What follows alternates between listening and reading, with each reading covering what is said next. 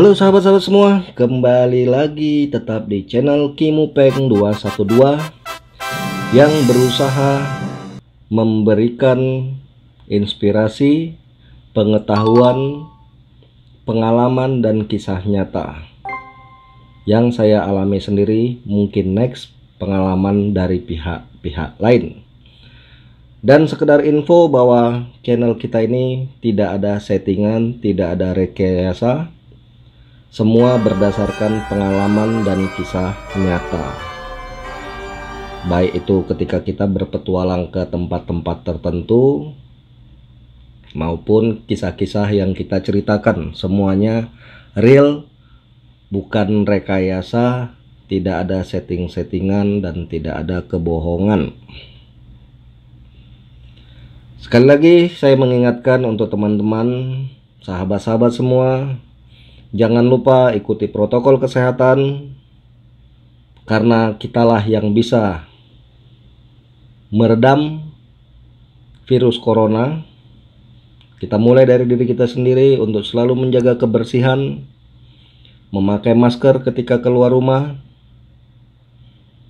menghindari keluar rumah yang tidak penting, cuci tangan sebelum dan sesudah beraktivitas, ganti baju setelah sampai di rumah. Ingat, kalau tidak dari kita, siapa yang akan memulainya? Dan jangan lupa untuk terus berdoa, baik berdoa untuk diri kita sendiri, untuk keluarga kita, untuk lingkungan kita, dan yang terbesar untuk negara kita, agar selalu diberi kesehatan, diberi kemakmuran, dan diberi akal pikiran yang waras. Bagi sahabat-sahabat yang belum menonton vlog ini sebelumnya, silakan lihat di kolom deskripsi yang ada di bawah. Saya sudah mencantumkan linknya, silakan ditonton sebelumnya.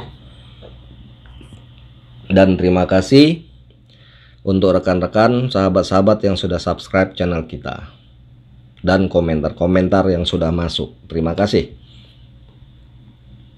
Kembali ke pembahasan kita tentang tuyul raksasa yang bernama Memet. Jadi setelah kisah tersebut saya alami, kemudian dari situ mungkin sekitar semingguan gitu, pada saat saya sedang berzikir di masjid pondok pesantren tersebut, ya kalau orang bilang sekarang seperti apa ya, iktikaf ya, saya ditemui oleh pembimbing saya, pembimbing tanda kutip.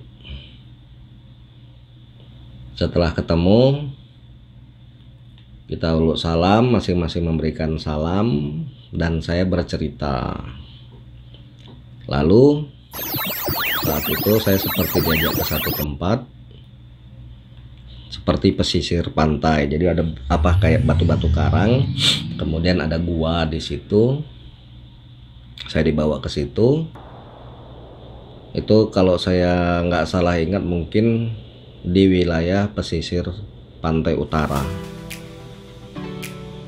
Nah, di situ saya diperlihatkan sebuah prosesi untuk pesugihan tuyul Memet tersebut. Setelah itu saya diperlihatkan, tidak berapa lama akhirnya kita kembali. Nah, setelah kembali di masjid itu lagi, jadi maaf sahabat-sahabat semua, perjalanannya bukan perjalanan secara fisik, tapi perjalanan secara astral.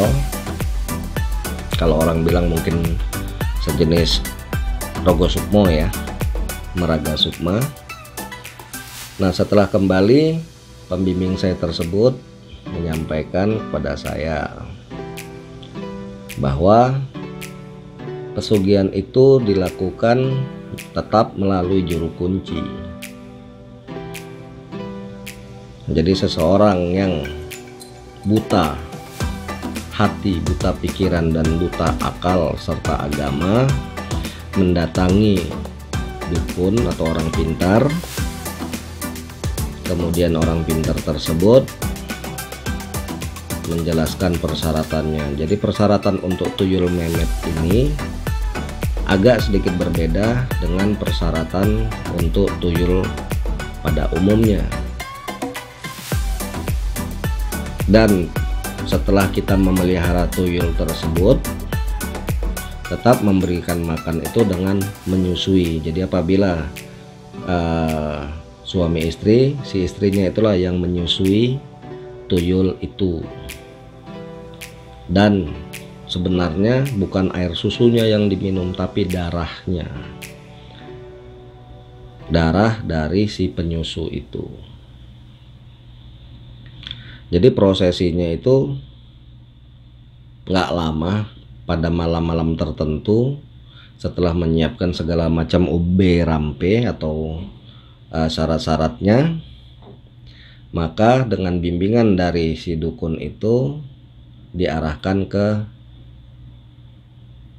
tempat di mana bisa melakukan perjanjian gaib dengan tuyul memet. Dan tuyul memet ini sendiri pun memang asalnya itu semua rata-rata dari pesisir pantai, baik pantai utara maupun pantai selatan. Ini informasi yang saya dapat dari beliau. Jadi kalaupun ada yang mendapatkan dari pesugihan tertentu di gunung-gunung A, gunung B, dan lain sebagainya, sesungguhnya itu mereka mengambil jin tersebut atau sosok memet tersebut dari pesisir pantai. Nah, setelah dilakukan prosesi, saat itu juga biasanya menurut eyang saya atau pembimbing saya itu, si memet ini sudah bisa ikut. Karena sosoknya yang besar, tidak seperti tuyul pada umumnya, dia cukup digandeng seperti biasa. Jadi tidak gendong di belakang. Ada kalanya sekali waktu si memet itu pengen digendong di belakang, ada kalanya. Tapi lebih sering digandeng di sebelah. Nah, setelah itu dibawa ke rumah. Sebelum melaksanakan prosesi atau pengambilan harta milik orang lain melalui gaib yang dilakukan oleh si memet, memet ini minta susu dulu. Jadi sebelum bekerja dia minta dulu, setelah itu dia bekerja. Dan tidak seperti tuyul pada umumnya, memet ini bisa mengambil apapun. Mungkin juga karena wujudnya yang besar.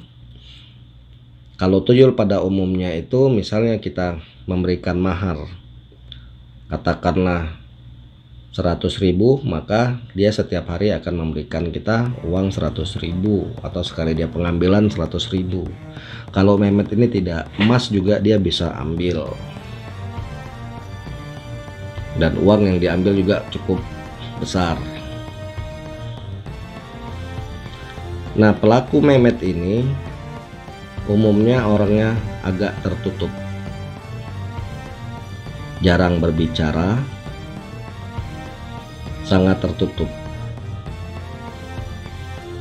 Dan pelaku memet ini cukup memberikan alamat, jadi tidak perlu harus datang, kecuali kalau memang wilayah tersebut tidak dikuasai oleh si memet, maka pelaku ini akan membawa memet bersama untuk melihat rumah target.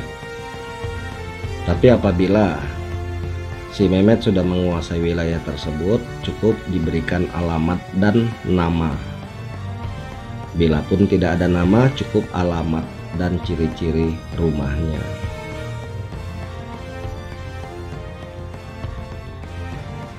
Dan umumnya juga pelaku memet ini tidak pernah hidup lama,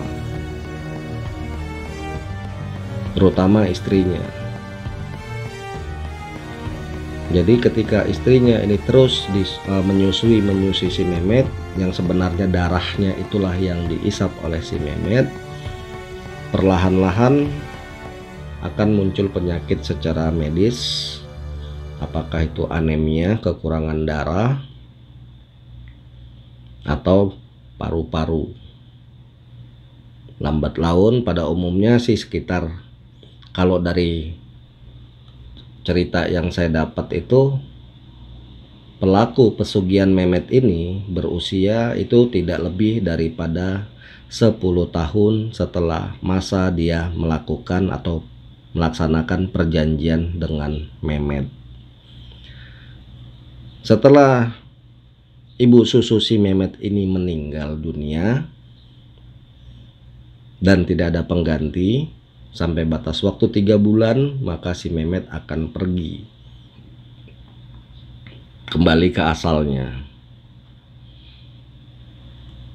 Dan si pelaku atau si bapak yang istrinya sudah meninggal perlahan-lahan juga akan kembali jatuh miskin.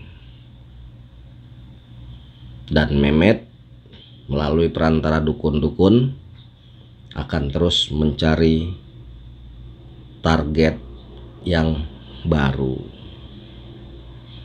Dan itu siklus akan terus seperti itu hingga akhir zaman.